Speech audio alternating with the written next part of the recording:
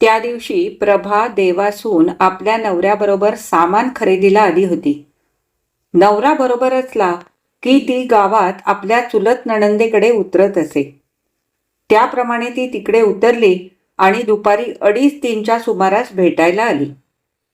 अपर्णा आपलं नित्याचं काम आटोपून बाहेर झोपाळ्यावर पुस्तक वाचित बसली होती. तिला चौकातून येताना पाहताच ती उठली. नणंदेचं स्वागत करीत तिने म्हटलं, या, मध्येच आता यावेळी कशा आलात? यांना काही इन्स्ट्रुमेंट्स खरेदी करायची होती. ती झोपाळ्यावर बसली. गोरीमा झोपले का? छे, दुपारच्या झोपतात कुठे त्या? थोडा वेळ पडल्या होत्या. रामचरितमानस वाचित बसल्यात. बोलावते हां. ती आत जाऊन आली. तिच्या पाठोपाठ गोरीमा बाहेर आली. प्रभाजवळ झोपाळ्यावर बसली. अपर्णा पलीकडे खुर्चीवर बसली. प्रभाने सभोवार नजर फिरवीत म्हटले, वैशाली अजून माहेराहून आली नाही का? अपर्णाने हलकेच म्हटले, नाही. नाही म्हणजे 5 महिने होऊन गेले. मग तिचं पत्र तरी आलंय का? अपर्णा काही बोलली नाही. गोरीमाने म्हटलं, आलंय पत्र. काय म्हणते? म्हणणार काय? तिला वेगळं बिऱ्हाड करून हवं आहे. असं म्हणजे वेगळं बिऱ्हाड करून दिल्याशिवाय ती काही इथं येणार नाही. गोरीमा, माझा अंदाज खरा ठरला ना? मी म्हटलंच होतं. गोरीमाने चिडून म्हटलं, तू भाकीत सांगणारी ज्योतिषी आहेस, माहीत आहे. हे भाकीत सांगायला ज्योतिषाची जरुरी नाही. त्या दिवशीचं तिचं वागणं, तिचं उद्धट बोलणं, तिची लक्षणच दिसत होती की ही मुलगी इथं नांदणार नाही. न नांदू दे. पण त्यावेळी तू माझ्याशी केवढी भांडली होतीस. मला हवं तसं बोलली होतीस. पण विनीची निवड चुकली हे आता तुम्हा सगळ्यांना कळलं ना? प्रभे, तू इथे भेटायला आलीयेस की आमच्या चुका काढायला आलीयेस? पण जे दिसतं ते बोलू नको. बोल ना, खुशाल बोल. पण इथेच बोलून घे पोटभर. घरच्या चिंध्या चव्हाट्यावर टाकू नकोस. तुझ्या तोंडात तीळ भिजत नाही. गोरीमा, प्रभे, या वैद्यांच्या घरची मुलगी आहेस तू. या घरच्या मुलीने सासर आणि माहेर दोन्ही घरच्या गोष्टी पोटात ठेवाव्यात आणि मन मोठं करून वागावं अशी रीत आहे. अगं, स्त्रीच्या पोटात 9 महिने गर्भ राहतो आणि अशा गोष्टी राहू नयेत. प्रभा जाण्यासाठी ताडकन उठली. बैस, उठू नकोस. चाललीस कुठे? मला उशीर होतोय, जाते मी. बैस खाली. मी अजून जिवंत आहे. उशीर झाला तर नवरा बोलवायला येईल. हे घर तो चुकणार नाही. गोरीमा संतापाने लाल बुंद झाली होती. तिच्या आवाजातील जरब दुसऱ्याला जागीच खिळवून टाकणारी होती. जाण्यासाठी उठलेली प्रभा पुन्हा जागीच बसली. गोरीमाचा हा रुद्रावतार अपर्णा अवाक होऊन पाहत होती. ती पण जागीच खिळून गेली होती. गेल्या 22 वर्षात तिने आपल्या या बालविधवा आत्ते सासूचे असे रौद्र रूप कधी पाहिले नव्हते. क्षणभर विचित्र शांतता पसरली. एकाएकी आकाशात प्रचंड गडगडाट व्हावा आणि मग एकदम सगळं शांत व्हावं तसं काहीसं झालं होतं. गोरीमा शांत झाली. तिने सूचकपणे अपर्णाकडे पाहिलं. अपर्णा चहा करायला स्वयंपाकघरात गेली. गोरीमाने प्रभाला सौम्यपणे विचारले, काय ग, आज मध्येच आलीस? यांना हॉस्पिटलमध्ये काही इन्स्ट्रुमेंट्स खरेदी करायची होती. डॉक्टर तुला न्यायला येणार आहे ना इथे? नाही, कोर्टातच भाऊना जाऊन भेटणार आहेत. आम्हाला लवकर परत जायचं आहे. अपर्णाने ट्रेमधून चहा आणि फराळाची प्लेट आणली. प्रभाने चहाचा कप उचलला. जेवण उशिरा झालंय, नुसता चहाच घेते. चहा पिऊन ती उठली. म्हणाली, भैयासाहेब उठले नाही का अजून? मी त्यांना भेटून येते. गोरीमाने म्हटले. ते हॉस्पिटलमध्ये आहेत. परवा सकाळी मोतीबिंदूचे ऑपरेशन झाले. गेल्या महिन्यात व्हायचं होतं, पण ब्लड प्रेशर वाढल्यामुळे लांबणीवर पडलं. असं? कुठं झालं ऑपरेशन? डॉक्टर शर्मांच्या हॉस्पिटलमध्येच ना? हो. जाताना मी त्यांना बघून जाते. आता इतक्या दूर तू तिकडे कशाला जातेस? तुम्हाला परत जाण्याची घाई आहे. उशीर होईल. सगळे ठीक आहे. उद्या सकाळी घरी येणार आहेत. पुन्हा एकदा सवडीने येऊन जा. बघते कसं जमतं ते. ती उठली आणि निघून गेली. गोरीमा काहीच स्वगत म्हणाली. म्हणे बापाला भेटायला जाते. इथं तोंड दाबून धरलं तिथे जाऊन हेच भकेल आणि त्याचं ब्लड प्रेशर वाढेल. कुठल्या गोष्टी पुरुषाच्या कानी जाऊ द्याव्यात आणि कुठच्या पोटात ठेवाव्यात याचा तिला काही ताळतंत्र नाही. रिकामी कपबशी घेऊन अपर्णा स्वयंपाकघराकडे निघाली तेव्हा गोरीमाने विचारले. भैयासाहेबांचा चहा न्यायला हरी येणार आहे ना? हो, 4:30ला येईल. शिरा आणि दुधातला चहा पाठवते. दुपारचा चहा लंचच्या सुट्टीत देऊ. भाऊजी आपल्या ऑफिस कॅन्टीनमधून घेऊन गेले आहेत. ते कालच्यासारखे जरा लवकर जातील. ते गेले की हरी येईल. ठीक आहे. अपर्णा स्वयंपाकघरात गेली. गोरीमा रोजच्या क्रमाप्रमाणे चहा घेऊन देवळात गेली. अपर्णा एकटी उरली. प्रभा उभ्या उभ्याच येऊन गेली आणि तिचे मन अस्वस्थ करून गेली. गोरीमाच्या प्रसंगावधानामुळे पुढचा बाका प्रसंग टळला. पण आपल्यावरचा तिचा राग, आपल्यावर ठेवलेला दोषारोप डांबराच्या डागासारखा आता कायम होऊन बसला आहे. ती तिकडे माहेरी जाऊन बसली. वास्तविक तिच्या आईने तिची समजूत घालायला हवी होती. तिच्या हिताची शिकवण द्यायला हवी होती. पण आईच जर मुलीला भलती चिथावणी देऊ लागली तर? इकडे भाऊजींची समजूत घालावी तर ते अबोल होऊन गेलेत. का कोण जाणे, पण त्यांचा सगळा नूरच बदलून गेलाय. त्यांच्या चेहऱ्यावरची प्रसन्नता उडून गेली. त्यांनी ही गोष्ट मनाला लावून घेतली हे त्यांच्या गंभीर चेहऱ्यावरून स्पष्ट दिसतंय. त्यांचा अपेक्षाभंग होणे स्वाभाविक आहे. प्रभावंश आपल्यावर दोषारोप ठेवते, पण मुलीला बघितल्यावर, विनी, ही मुलगी मला एकदम पसंत पडले, माझ्या मनात भरले. हीच तुम्ही ठरवा. मी दुसरी मुलगी आता बघणार नाही. असा भाऊजीनेच हट्ट धरला होता ना? आणि मुलीत नापसंत करण्यासारखं काही नव्हतंही. मोठ्या वंशना सुद्धा पसंत पडली होती. आता दोषारोप मात्र माझ्या एकटीवर. पण भाऊजींचं म्हणणंही खरं आहे. संसारात दोघांची मने जर जुळली नाहीत, विचारांच्या दिशाच जर परस्पर विरोधी असतील तर पण शेवटी जुळवून घेण्याचं काम.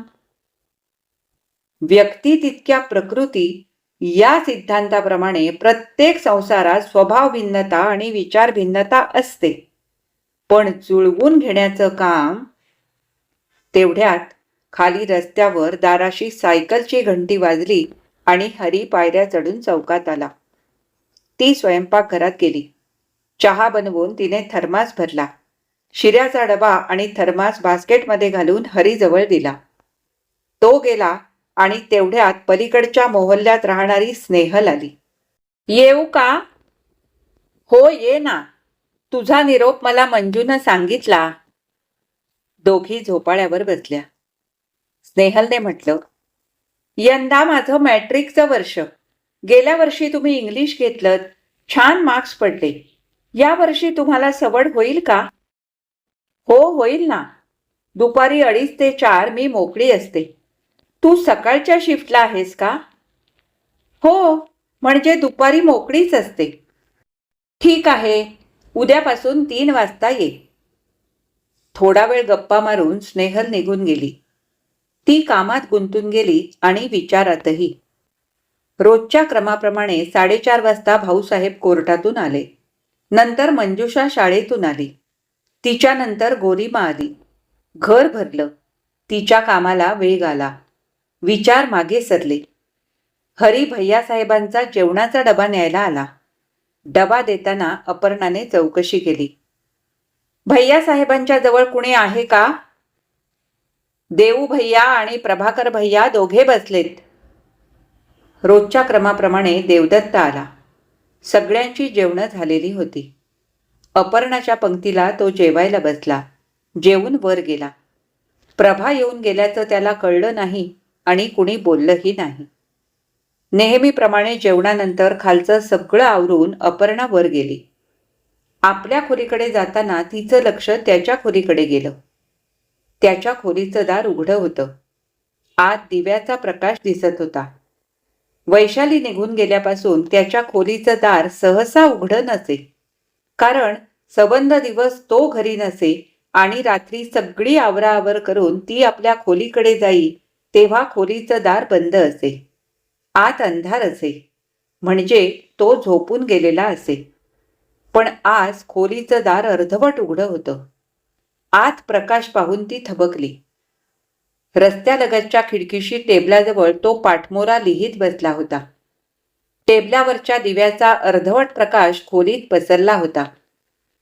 ती मोकळी खोली कशी एकाकी दिसत होती. 5 महिन्यांपूर्वी पुण्याहून वैशालीच्या आईचं पत्र आलं तेव्हाच त्यानं आपल्या खोलीची व्यवस्था बदलून टाकली होती.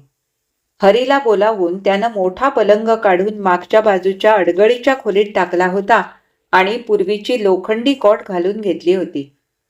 रिकाम्या शेल्फवर पुस्तकं रचली होती.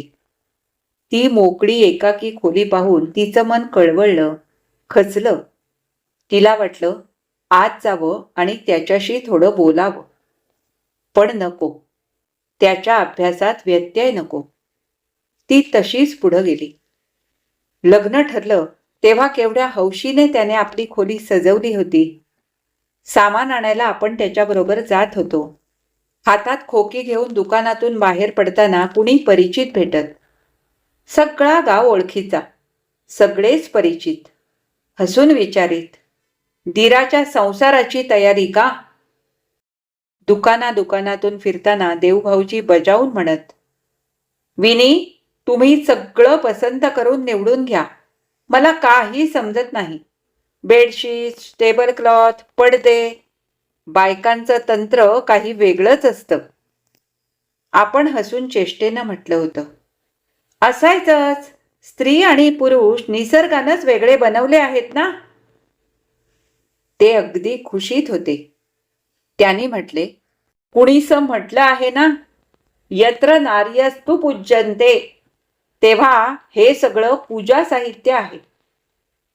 आपणाला हसू आलं होतं. आपण म्हटलं होतं, खरं आहे, पण भाऊजी, दोघांची तंत्रे वेगळी असली तरी मंत्र मात्र एकच असले पाहिजेत बरं का. लग्नासाठी भाऊजींचं सगळं मित्रमंडळ आलं होतं. 3 डबे रिझर्व केले होते. भैयासाहेबांनी आधीच पुण्याला पत्र पाठवून स्पष्टता केली होती. जाता येताचा सगळा प्रवास खर्च आम्ही करणार आहोत. रेल्वेकडून त्यांना सवलतही मिळाली होती.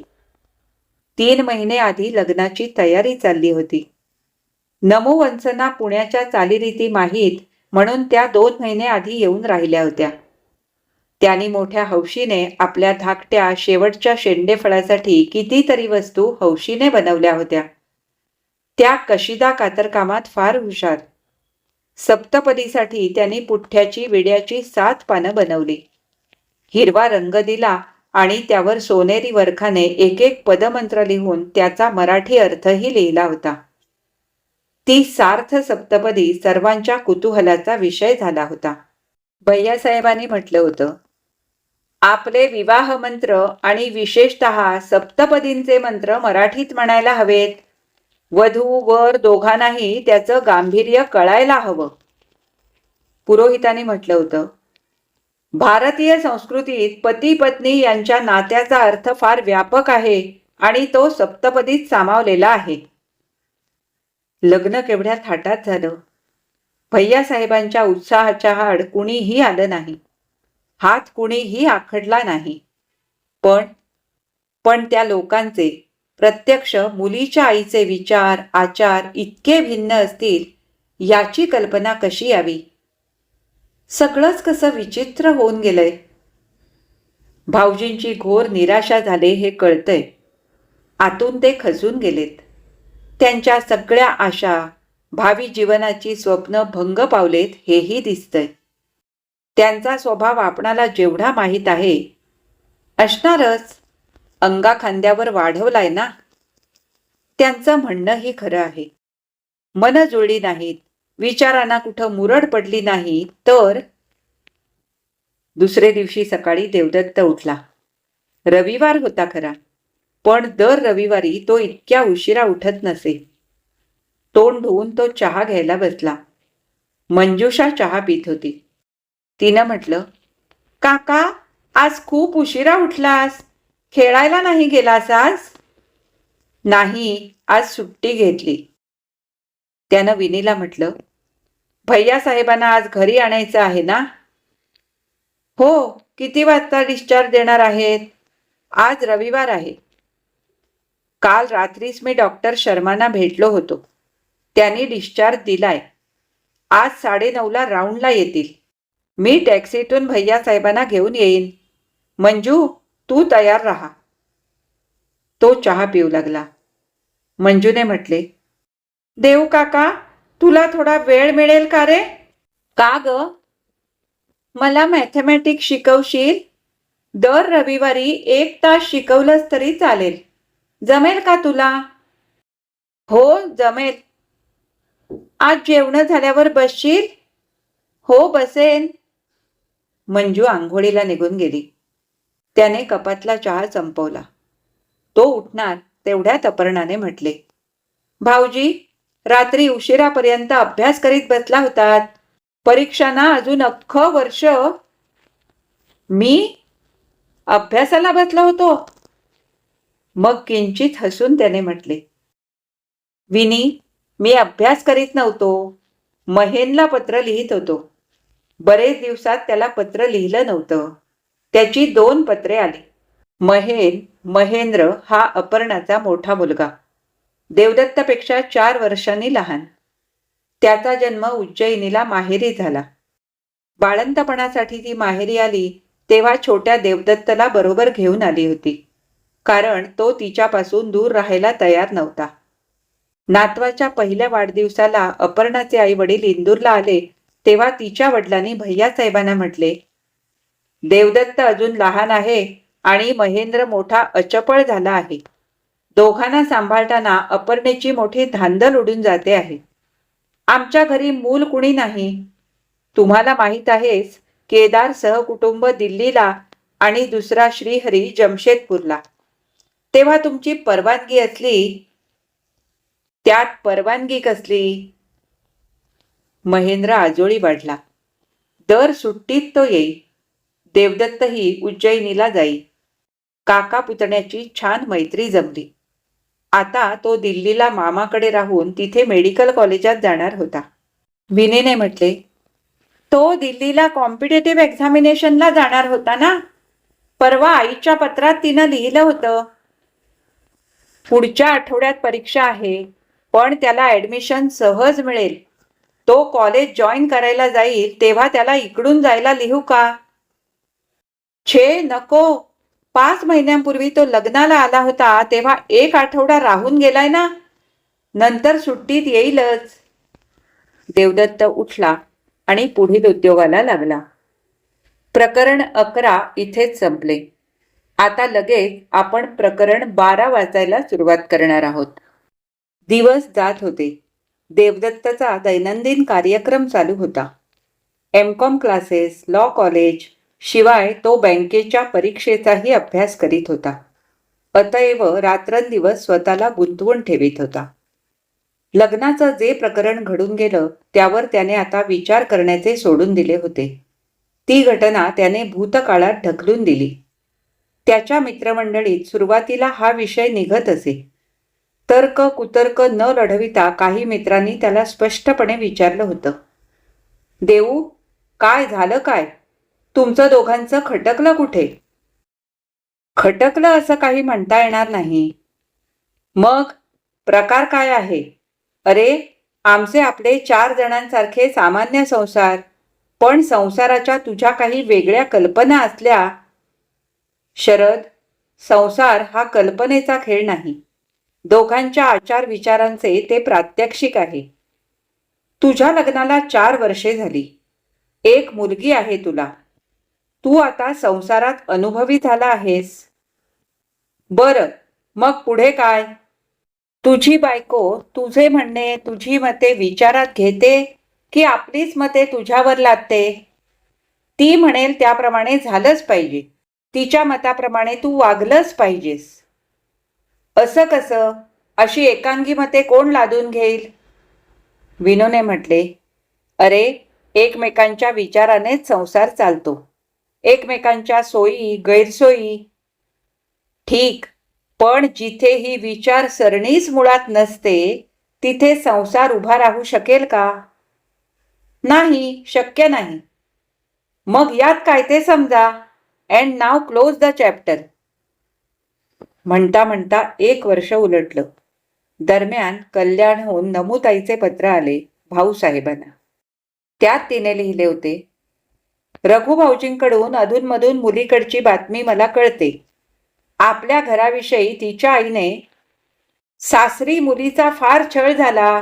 तिला घराबाहेर पडण्याची बंदी होती.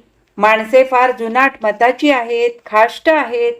तिचा नवरा त्या माणसांच्या तंत्राने चालणारा आहे. त्याच्यात कसलीच धमक नाही. लग्न होताच त्याने आपली बदली इंदूरला करून घेतली. मुलीचा सगळ्या बाजूने कोंडबारा झाल्यामुळे नाईलाजाने तिला इकडे एकटीला निघून यावे लागले. असा गावभर अपप्रचार केला आहे. मुलीला तिकडे पाठवण्याचा त्यांचा विचार नाही हे यावरून उघड दिसत आहे. तेव्हा यापुढे यातून काही निष्पन्न होईल असे मला तरी दिसत नाही. चिरंजीव देऊचे पुढील आयुष्य फुकट जाऊ नये या दृष्टीने पुढचा विचार तिथे सगळ्यांनी करावा. तुम्ही स्वतः वकील आहात. घरात ते पत्र सगळ्यांनी वाचले. विचार विनिमय झाला. गोरीमाने म्हटले, भाऊ, नमुताईचे म्हणणे अगदी योग्य आहे. मुलीची इकडे येण्याची इच्छा नाही तर हे भिजत घोंगडं कशाला ठेवायचं? एकदा निकाल लावून टाका. हा मोकळा होईल, तीही मोकळी होईल. भैयासाहेबांनी ते पत्र स्वतः देवदत्तला वाचायला दिले. त्याने ते वाचले आणि जेवणाच्या टेबलावर ठेवून तो निघून गेला. दुसरे दिवशी सकाळी तो नेहमीप्रमाणे खेळून आला तेव्हा भैयासाहेब झोपाळ्यावर बसले होते. तो चौकाच्या पायऱ्या चढून ओसरीवरून तसाच तडक वर निघाला. त्यांनी हाक मारली, देऊ, थांब, इकडे ये. तो मागे फिरला. त्यांच्याजवळ उभा राहिला. मला हाक मारलीत? होय, तुलाच. काय आहे? अरे, नमूचं पत्र वाचलंस? हो, वाचलं. मग काय विचार केलास? विचार करायला मला आता सवड नाही. तुला सवड नसली तरी आम्ही मोकळे आहोत. आता या प्रकरणाचा निकाल लवकर लावला पाहिजे. तुम्हा दोघांचं पटत नसेल तर घटस्फोट घेऊन त्याची आताच जरुरी नाही. आणि तो तडक वर गेला. भैयासाहेब तिकडे बघत राहिले.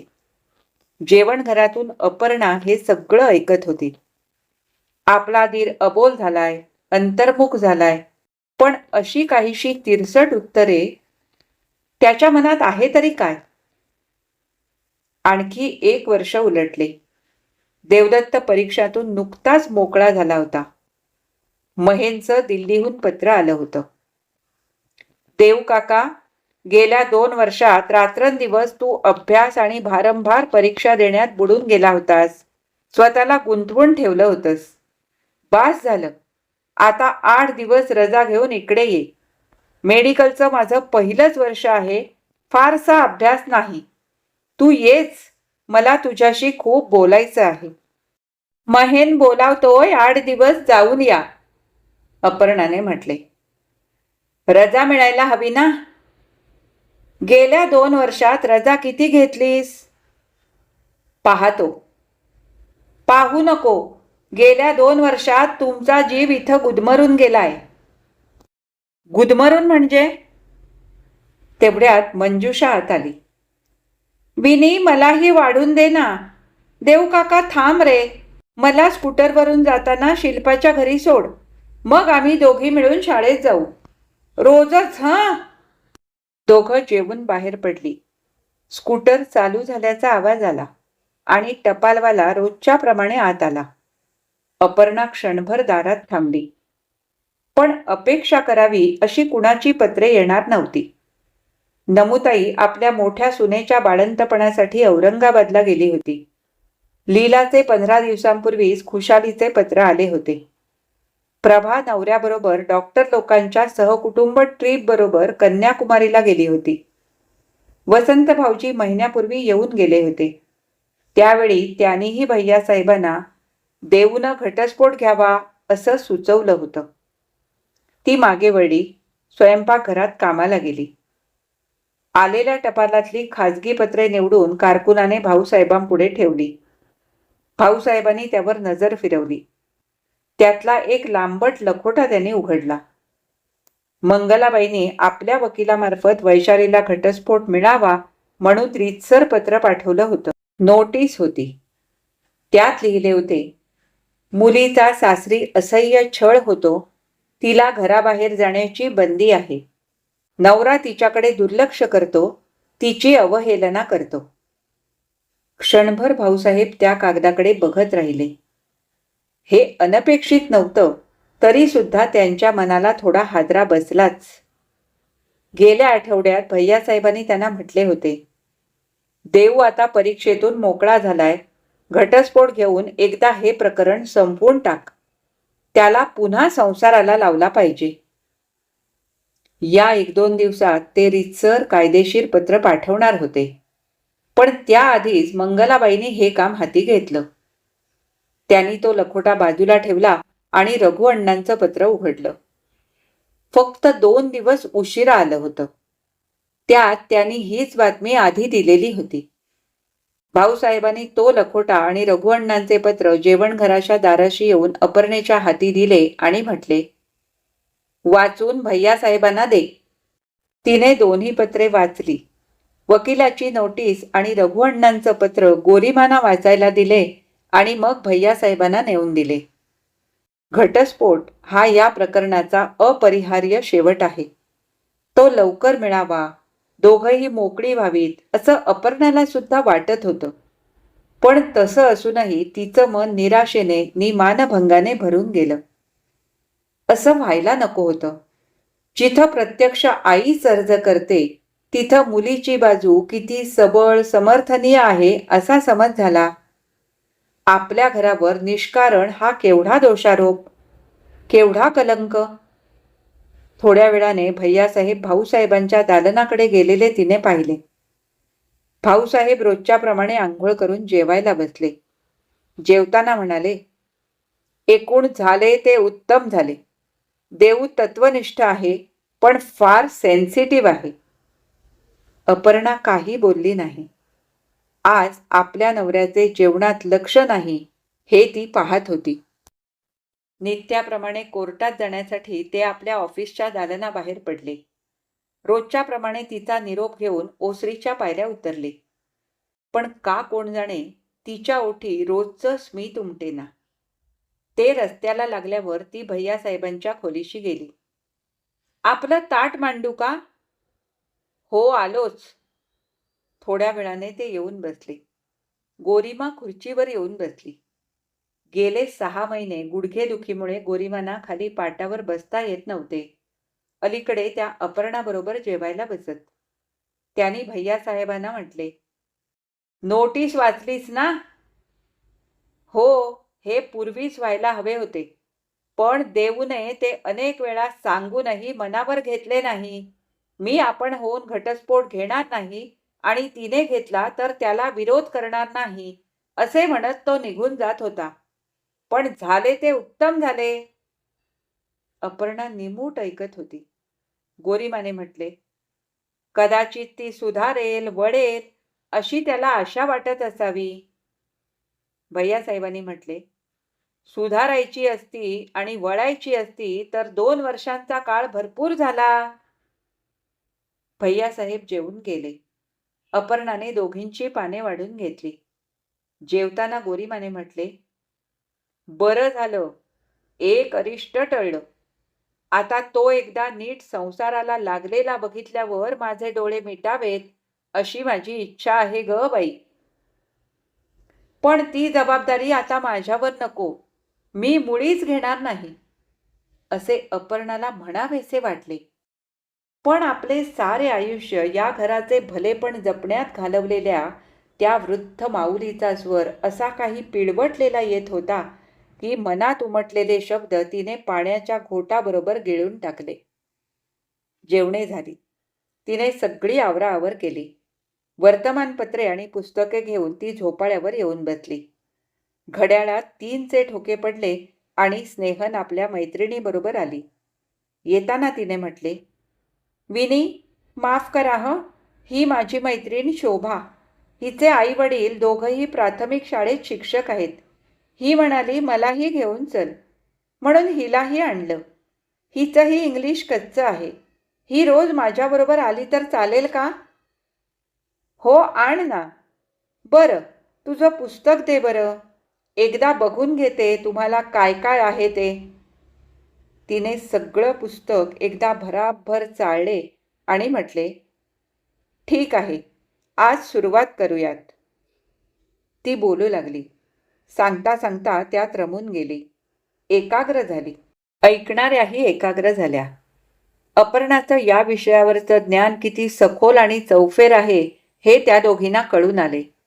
स्नेहलला तर पूर्वीचा अनुभव होताच. घड्याळात 4चे टोले पडले तसे अपर्णाने म्हटले, आता आवरत घेऊया, यातलं थोडंसं राहिलंय तेवढं संपवते. ती बोलू लागली.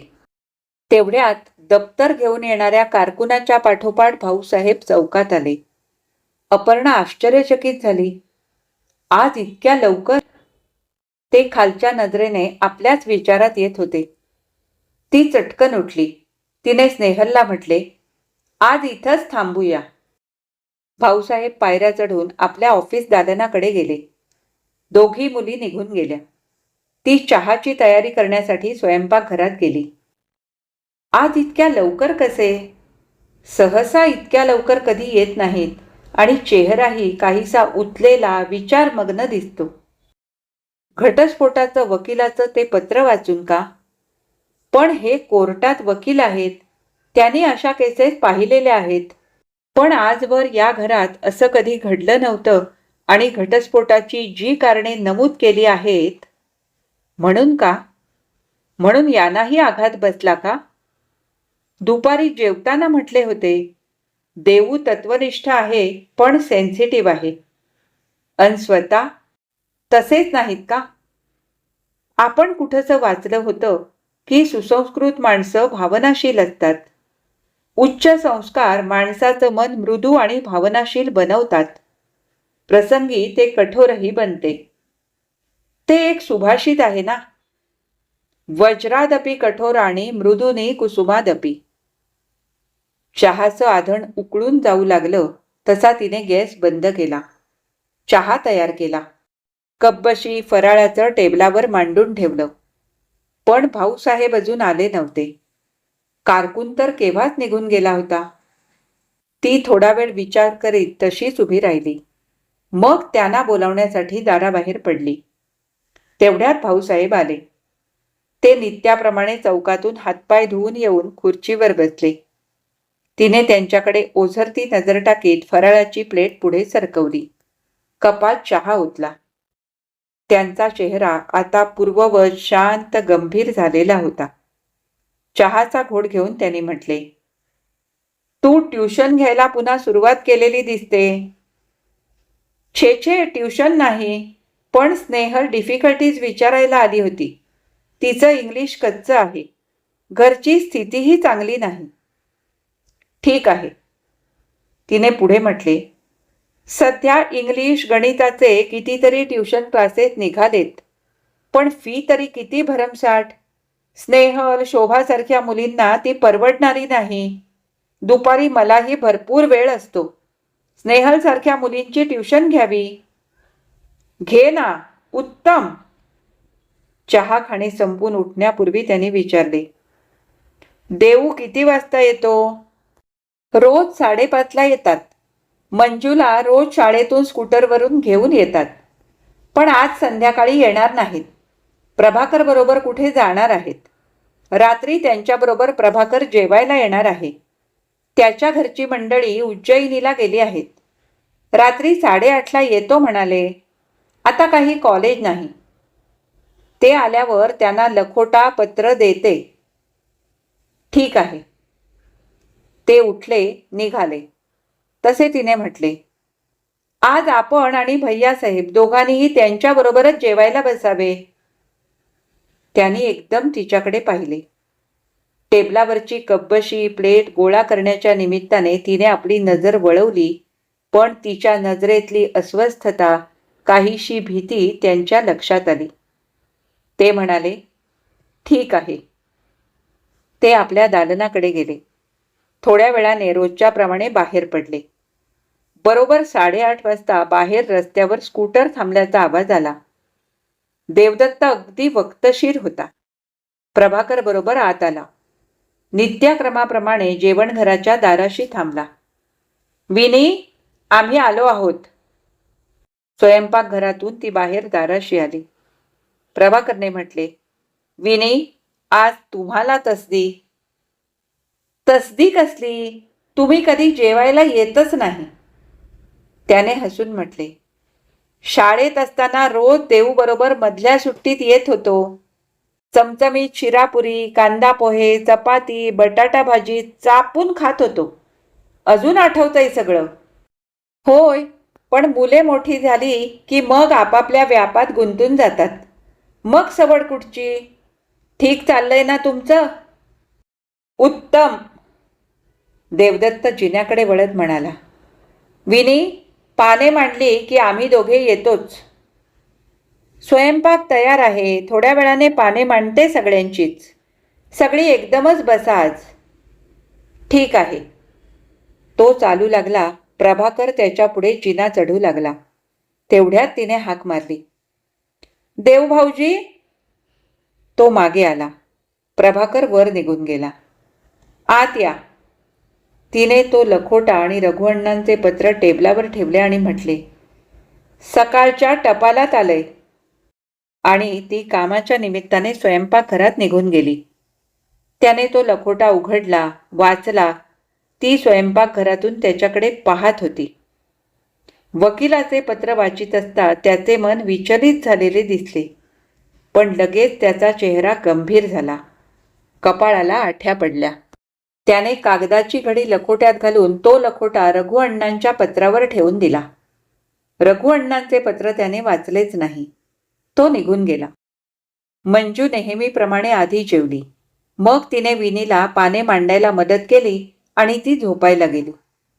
थोड्या वेळाने सगळी आपापल्या जागी येऊन बसली. गोरीमासाठी अपर्णाने एका बाजूला खुर्ची आणि स्टूल ठेवलं होतं. स्टूलावर दुधाचा पेला आणि बशीत 2 केळी आणून ठेवली. सगळ्यांनी जेवायला सुरुवात केली. इकडचे तिकडचे किरकोळ बोलणे सुरू झाले. पण प्रत्येकाला आताचं वातावरण काही वेगळं वाटत होतं. गंभीर तर होतंच. मध्येच भैयासाहेबांनी म्हटलं, देऊ, पुण्याहून आलेले वकिलाचे पत्र वाचलेस का? हो, वाचलं. मग तुझं म्हणणं काय आहे? माझं काहीही म्हणणं नाही, म्हणायचं नाही. म्हणजे काय? म्हणणं नाही, म्हणायचं नाही. माझा कुठच्याही प्रकारचा विरोध नाही. झालं ते ठीक झालं. थोडा वेळ स्तब्धता पसरली. काही हवं नको बघायला पलीकडे उभ्या असलेल्या विनीने म्हटले, शेवटी मलाच अपयश आलं. एवढं करूनही.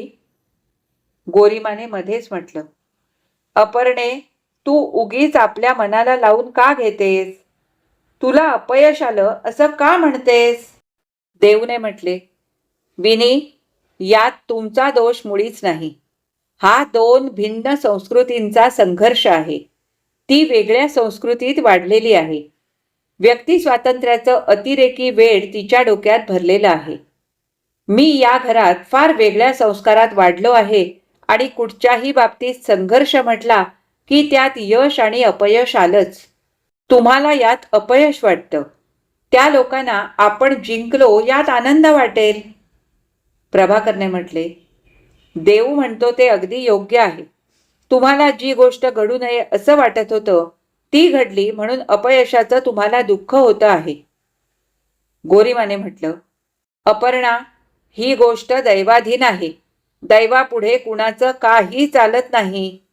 तू अपर्णाने मध्येच म्हटलं, ते मला कळतं, त्याबद्दल मी काही म्हणत नाही. पण या पत्रात त्यांच्या वकिलाने जी कारणं दाखवली आहेत, जे दोषारोप केले आहेत ते साफ खोटे आहेत. या घरातली माणसं अशी मुळीच नाहीत. भाऊजी कसे आहेत हे मला माहिती आहे. आपली बाजू सबळ करण्यासाठी मुलावर असे नीच आरोप करायचे. बोलता बोलता संतापानं तिचा स्वर गुदमरला. आत्तापर्यंत कोंडून ठेवलेली चीड बाहेर पडू पाहत होती. भाऊसाहेबांनी म्हटलं, अपर्णा, कायद्याला सबळ पुरावा लागतो. कायदा फक्त पुरावा जाणतो, दुसरं काही जाणत नाही. पण पण म्हणून असले खोटे आरोप? देवदत्तनं किंचित हसून म्हटलं, विनी, यात तुमचा गौरव आहे. माझा गौरव? भाऊजी? होय विनी, तुमचा म्हणजे तुम्हा स्त्रियांचा गौरव. कायदा तुमच्या बाजूला आहे. अनादिकालापासून स्त्री हर तऱ्हेची दुःखे भोगीत आलेली आहे. पुरुषाला काही भावना असतात, हृदय असते असे कुणी म्हटले तर ते हास्यास्पद ठरेल. त्याच्या स्वरात उपहास होता. भैयासाहेबांनी म्हटले, अपर्णा, तू तुझ्या मनातलं सगळं काढून टाक. या घराण्याचा लौकिक इतका तकलुपी नाही की एवढ्याशा गोष्टीने तो नाहीसा होईल. आता या गोष्टीला तू फार महत्त्व देऊ नकोस. आणि त्यांनी विषय बदलला. प्रकरण 12 इथेच संपले. आज मी वाचलेले ना ऐल ना पैल या कादंबरीचे भाग 11 व भाग 12 किंवा प्रकरण 11 व प्रकरण 12 तुम्हाला कसे वाटले हे मला कमेंट करून अवश्य कळवा. आवडले असतील तर लाईक करा, जास्तीत जास्त शेअर करा आणि जर तुम्ही माझ्या चॅनलवर नवीन असाल तर चॅनलला सबस्क्राईब करून सोबतचं बेल आयकॉन दाबायला अजिबात विसरू नका. आता आपण पुन्हा भेटू याच कादंबरीच्या 13 व 14 या भागांमध्ये. तोपर्यंत मी तुमचा निरोप घेते. धन्यवाद.